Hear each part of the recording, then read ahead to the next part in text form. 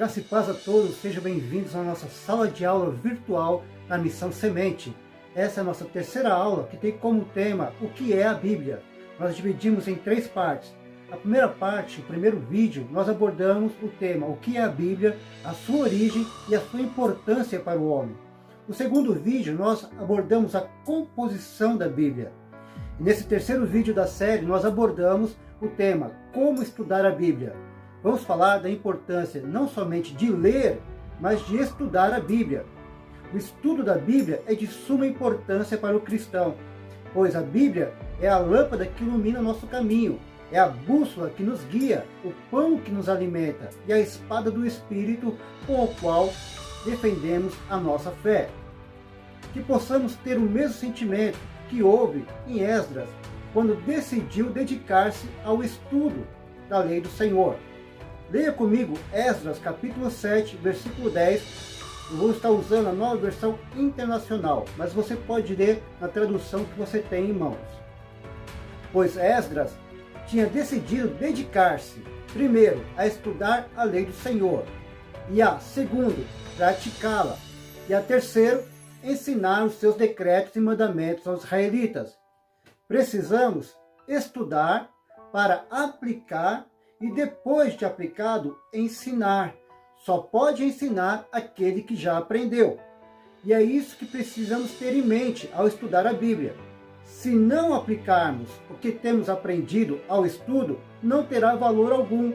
E o conhecimento adquirido, ele não pode ficar retido, mas precisa ser compartilhado, ensinado a outros. E este foi o mandamento do nosso Senhor. Ide e fazei discípulos. Não há desculpas para o cristão não estudar a Bíblia. Dizer que não temos tempo para a Bíblia é dizer que não temos tempo para Jesus. Existe uma incoerência muito grande no meio cristão, protestante ou católico. Declaramos com a nossa boca que amamos Jesus e negligenciamos a Bíblia, que é a palavra. Jesus é a palavra. Se eu amo Jesus, eu também amo a palavra. E se eu amo a palavra, eu amo Jesus. Nunca antes na história da humanidade a Bíblia esteve mais acessível a nós. Contudo, nunca houve tamanha negligência pela palavra de Deus. A Bíblia é a marca do verdadeiro cristão.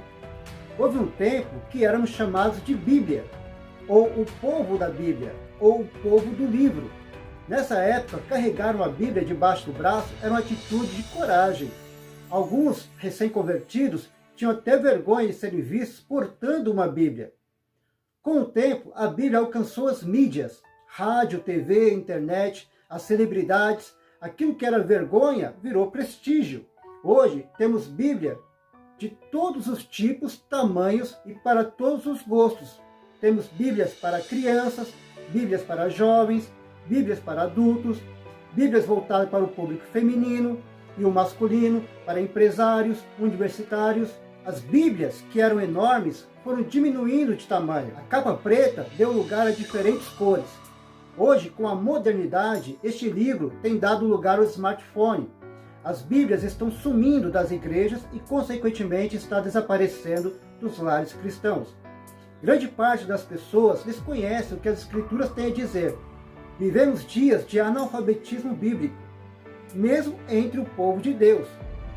Se em uma reunião na igreja perguntássemos quantos creem na Bíblia capa a capa, provavelmente todos levantariam a mão.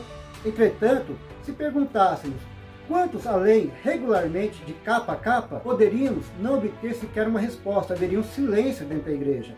Parece que somos culpados de estar mais interessados em defender a palavra de Deus do que em estudá-la.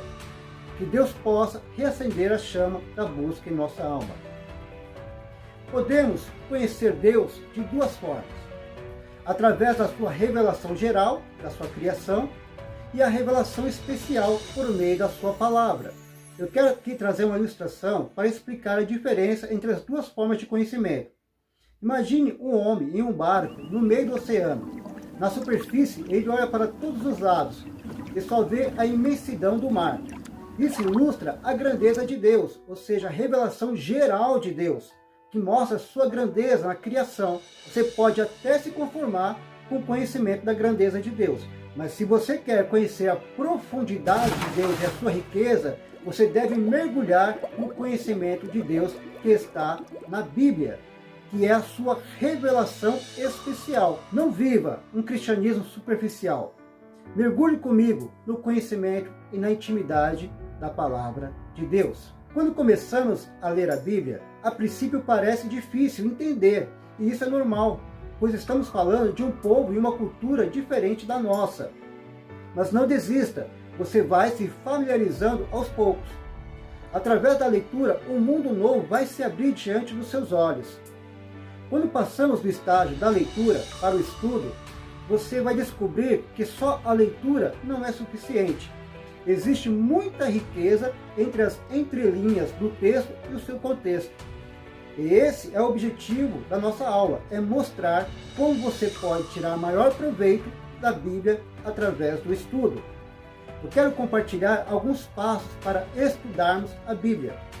Assim como Jesus tem duas naturezas, a divina e a humana, a Bíblia também tem duas naturezas. Divina, soprada por Deus, e humana, linguagem humana.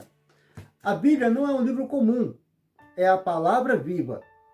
Assim como Deus fez o homem do pó da terra, ele só passou a ser alma vivente quando Deus soprou em suas narinas o fôlego de vida. Deus também, ele inspirou ou ele soprou, fazendo dessas letras palavras de vida eterna. Por isso, ao estudá-la, nós devemos ter duas atitudes. A primeira atitude é uma atitude espiritual. A palavra de Deus é espiritual e as coisas espirituais se discernem espiritualmente.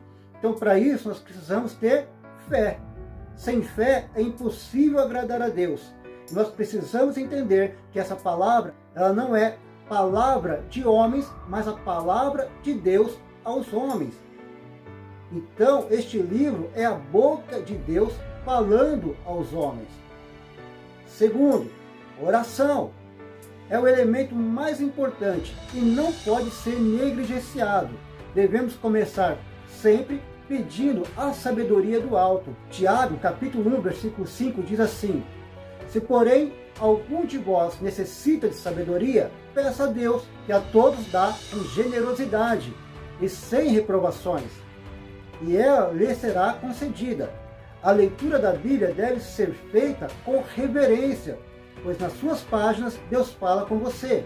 Peça a ajuda do seu autor, que é o Espírito Santo, e ele o ajudará se realmente desejar saber e cumprir a sua vontade. Ore para que o Senhor faça de você uma pessoa ensinável por meio do Espírito Santo. Terceiro, humildade. Nós devemos nos esvaziar dos nossos conceitos e preconceitos. Precisamos pedir a Deus um coração ensinável. Nós precisamos ir à palavra de Deus para extrair da palavra de Deus ensinamentos para a nossa vida. Não levar as nossas ideias e os nossos conceitos para dentro da Bíblia. Por isso você precisa primeiro se esvaziar para que você possa se encher da graça e do conhecimento de Deus. Segunda atitude, intelectual. A primeira coisa é o método. Não podemos deixar de lado o nosso culto racional. Em muitos aspectos, o estudo eficaz da Bíblia se assemelha ao estudo eficaz de qualquer outro livro. Devemos estudá-lo de modo lógico e sistemático. Escolha o tipo de método a ser usado. O método devocional, que é uma atitude diária de estudo com oração da palavra de Deus, onde você extrai lições para a sua vida diária. Temático, onde você escolhe um tema específico, por exemplo, salvação, onde você vai abordar tudo que a Bíblia fala sobre salvação, desde Gênesis a Apocalipse. Esse é o método temático. O biográfico, quando você estuda a história de um personagem, como Moisés, Abraão, Davi, Josué, e você extrai da história desses homens lições para a sua vida. Outro método é o método indutivo ou investigativo, onde nós vamos pegar o texto e nós vamos extrair todas as informações que o texto tem, observando cada detalhe, aplicando e interpretando o texto. Faça anotações. Tenha sempre com você um caderno para você anotar as suas descobertas e dúvidas. Depois discuta as perguntas que você marcou e as questões com outros cristãos e tente obter respostas. Faça marcações na sua Bíblia. Não é pecado riscar a Bíblia, pecado é não estudá-la. Terceira coisa, observar as regras de interpretação bíblica. A Bíblia, como livro, foi escrito com uma linguagem gramatical humana. Então podemos usar as mesmas regras da hermenêutica, que é a interpretação de texto. Temos que ler o texto fazendo perguntas do tipo o que, quem, onde, quando, porquê, como. Procure também as palavras-chave. Geralmente, elas se repetem mais de uma vez dentro do texto.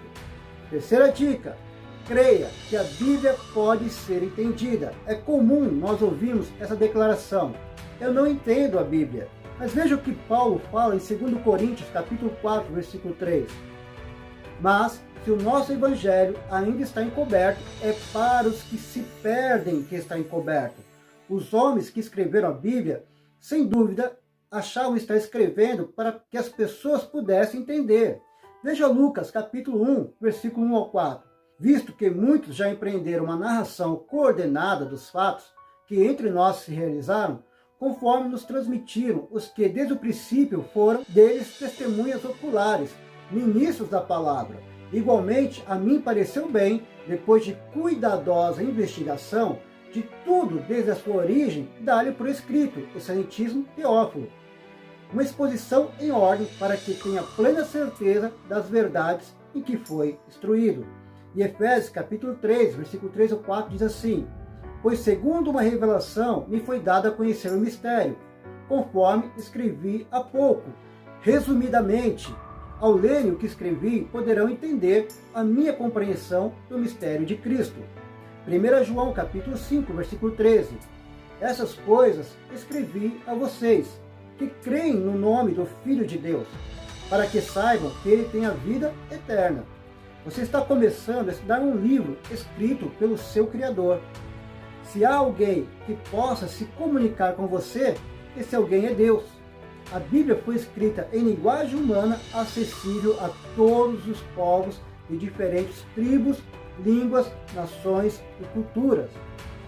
O quarto passo, seja comprometido. O estudo bíblico bem-sucedido sempre começa com um comprometimento. Para entender a palavra de Deus, você deve verdadeiramente desejar os seus ensinos. João capítulo 7, versículo 17. Se alguém quiser fazer a vontade de Deus, conhecerá a respeito da doutrina, se ela é de Deus ou se eu falo por mim mesmo. Isso significa uma determinação infalível com o estudo da Bíblia. Muitas pessoas leem a Bíblia, poucas a estudam. Nós devemos examinar.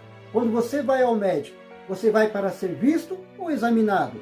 Quinto, fixe um horário para o estudo da Bíblia, seja de manhã, tarde ou noite. Qual o horário é melhor para você? Qual o horário que a sua mente trabalha melhor? Alguns trabalham melhor na parte da manhã, outros trabalham melhor na parte da tarde, outros trabalham melhor na parte da noite. Então escolha um período, um horário em que sua mente absorva maior conhecimento. Também é importante você separar um lugar para o seu estudo, com uma boa iluminação, silêncio. Estabeleça quanto tempo será o seu estudo. O estabelecimento de algo é muito importante. Você criar um hábito de leitura e de estudo da Bíblia. Sexto passo, termine o que começou. Vai até o fim. Uma vez que você tenha se preparado para estudar e já estabeleceu seus alvos, vá até o fim no seu plano de estudo. Entenda que você está realizando um projeto com implicações para toda a vida. O bom conhecimento bíblico não se adquire em poucas horas ou poucos dias, poucas semanas ou meses. Os grandes estudiosos das Escrituras gastaram anos de estudo bíblico aplicado, acompanhado por oração. Sétimo passo, busque ajuda em seu estudo. Os bons estudantes da Bíblia buscam contribuição de outras pessoas, principalmente do seu pastor, líder, professor, grupos de estudo, invista em ferramentas certas que vão te ajudar a compreender melhor a palavra de Deus. Oitavo passo, ponha em prática o que aprender. Estude com a intenção de obedecer o que está lendo. Talvez o elemento mais importante do estudo bíblico bem-sucedido é o anseio de colocar em prática o que se aprende. Você não aprende devidamente as Escrituras enquanto você não se comprometer a fazer tudo o que ela diz. É inútil estudar a Bíblia só pelo conhecimento bíblico em si. O estudo da Bíblia tem o objetivo de transformar a vida. Tenha coragem de mudar. A sua vida pode ser padronizada pela vontade de Deus. Então você realmente será um bom estudioso da Bíblia. Agora vamos interpretar o texto? Nós vamos usar 3 habilidades. Primeiro, a observação. Segundo, a interpretação. E terceiro, a aplicação. A observação lhe ensina a ver corretamente o que a passagem está dizendo. É a base para a interpretação precisa e aplicação correta. A observação responde à pergunta: o que diz essa passagem? A interpretação responde à pergunta: o que significa essa passagem?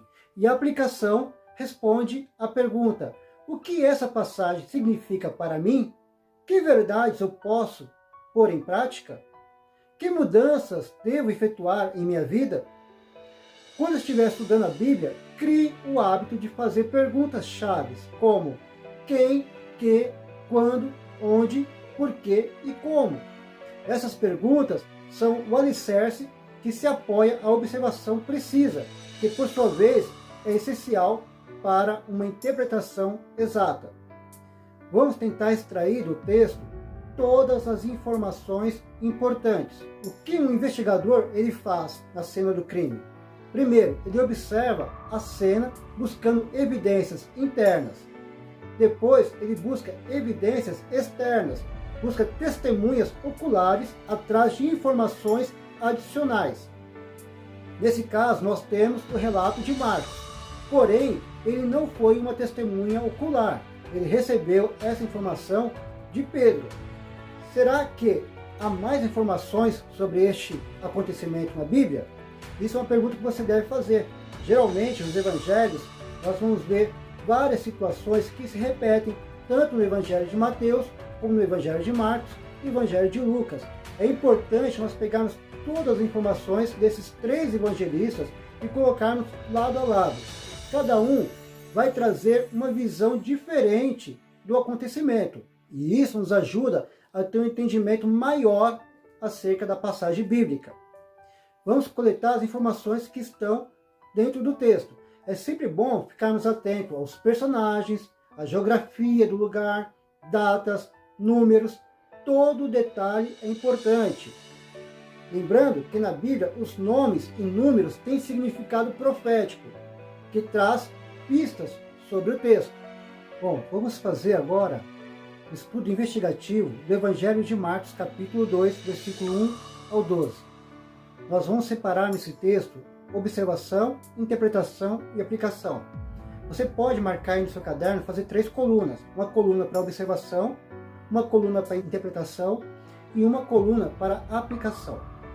Então, a primeira coluna, observação, nós vamos responder as seguintes perguntas.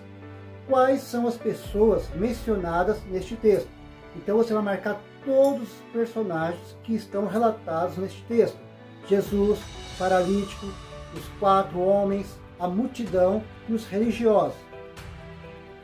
Marque também, nessa coluna, a primeira coluna, a observação. Na história, onde estava Jesus? Terceiro, o que aconteceu? Relate a história com suas próprias palavras.